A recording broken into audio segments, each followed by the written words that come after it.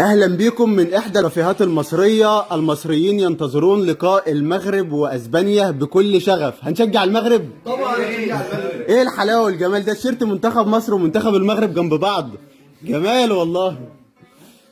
ازيك يا كبير؟ السلام عليكم.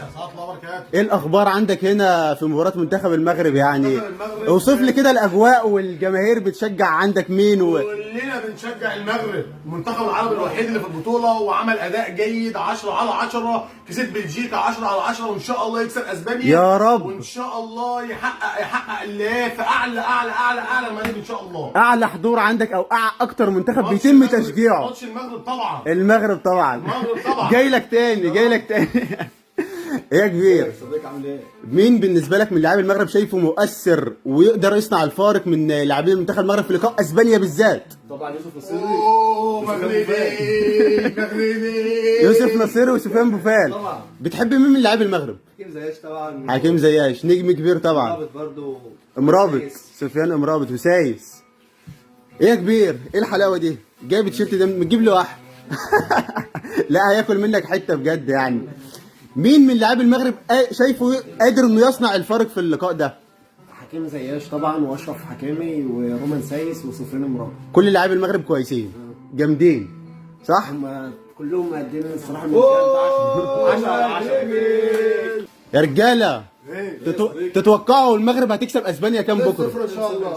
2-0. نتمنى 1-0 بس نفوز، 1-0 بس. 1-0 بس نفوز. اي حد يجيب الجول مطبوع على المغرب ان شاء الله. حكيم زياش وفاء. حكيم زياش وبوفال. حكيم زياش. اهم حاجه نكسب.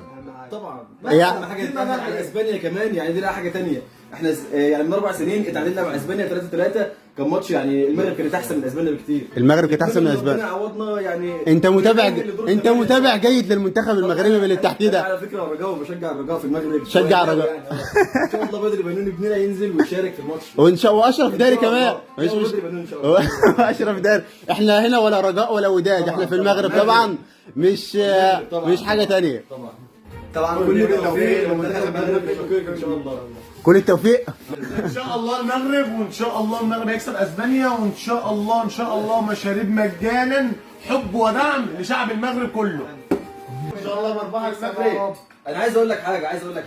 احنا طبعا ما بنقولش ان المغرب منتخبنا الشقيق، لان هو ده منتخبنا الشقيق دي نقولها لو احنا ايه يعني. بص خلينا نتكلم بعيد عن الشعارات. ان شاء الله منتخبنا المغربي هيكسب بكره 1-0 بس، ده اللي بنتمناه. وان شاء الله نعدي اسبانيا يعني نروح دور الثمانيه ان شاء الله. جميله نون الجماعه ديت ان هي منتخبنا مش منتخب المغرب يعني. ان منتخب المغرب بامانه منتخب كبير ويستحق التواجد في دور ال 16، وهيعدي ان شاء الله الدور ربع. هيعدي اسبانيا. وهيعدي اسبانيا لانهم احسن من اسبانيا، مش اسبانيا مش احسن منهم في حاجه.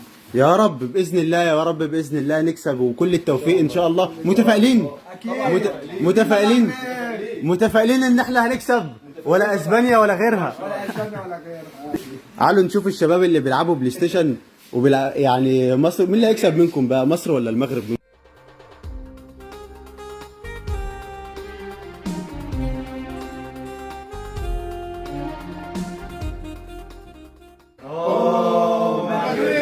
احنا حاسين ان منتخب مصر اللي بيلعب والله يا جماعه يعني.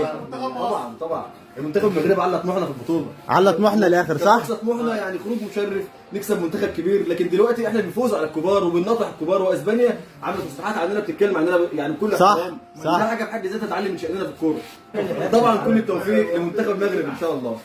طبعا منتخب المغرب غير طموحاتنا وخلى الاوروبيين وامريكا يقولوا ان المغرب منتخب كبير بعد ما فاز على ثاني وثالث مونديال 2018، وخلى طموحاتنا وتصنيف تاني العالم بلجيكا اللي يعني هزيمه مذله. كان ثالث في مونديال 2018. منتخب المغرب منتخب عظيم جدا يعني، وان شاء الله هيفوز يعني ان شاء الله على اسبانيا. ان شاء الله باذن الله. بعد ما تونس والسعوديه خذلونا، منتخب المغرب على طموحاتنا ووصل لدور 16، وان شاء الله يعدي الدور ربع. يا رب باذن الله. مرحله بعيده ان شاء الله في النهائي كمان ان شاء الله. باذن الله يا رب.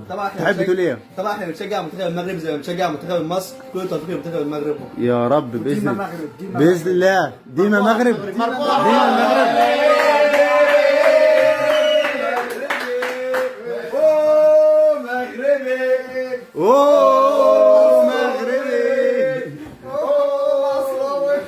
دي كانت يعني اجواء ويعني انتظار بكل شغف لمباراه منتخب المغرب واسبانيا، وان شاء الله مربوحه، ان شاء الله مربوحه، ان شاء الله باذن الله.